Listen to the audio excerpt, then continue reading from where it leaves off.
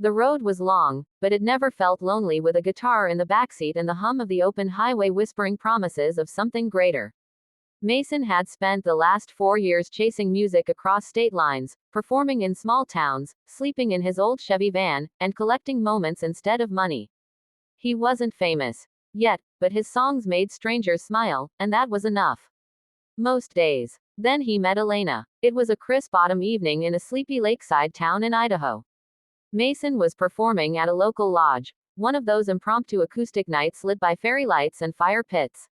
Elena walked in wearing a wool coat and a quiet sadness. She sat alone at the corner table, fingers wrapped around a steaming mug. She didn't clap after the songs like the others. She just listened. After his last set, Mason wandered over with a shy smile and said, "You look like you needed that song more than anyone." She looked up, startled, then smiled softly. "Maybe I did." They talked until the lodge closed. She told him she was a nurse on a much-needed break from the chaos of the city. He told her he was just a guy with a guitar, a dream, and nowhere particular to be. It felt like two puzzle pieces finding their fit. For the next few days, Mason stayed in town. They'd go on long walks, share stories by the lake, and once, she sang harmony with him under a canopy of stars. He taught her the chorus to "How Deep Is Your Love," his favorite Bee Gees cover. Her voice was raw, untrained, but honest. That was the night Mason realized he didn't want to leave. But music was Mason's compass, and eventually, the road called again. He offered to stay, but Elena insisted, "You have to go. That's who you are. You follow the music." He left her with a recording of their duet and a promise to come back. Months passed. Mason toured through the Southwest, posted new covers with his travel band, and even opened for a mid-tier folk artist in Austin. The crowds got bigger, the tips better, but the nights lonelier. Every time he played "How Deep Is Your Love," he heard her voice beside his, haunting and hopeful.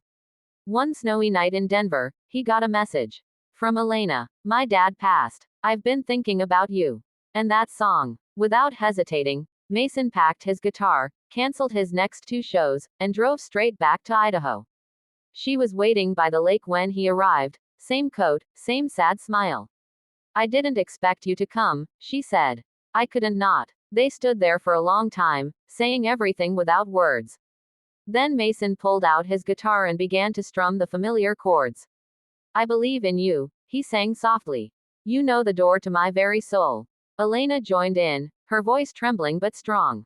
It wasn't perfect. It wasn't polished. But it was real. That night, they recorded a new version of "How Deep Is Your Love" together on his phone, beneath the stars.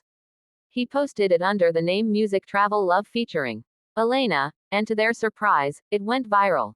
Not because of fancy production or famous faces, but because people heard the truth in it.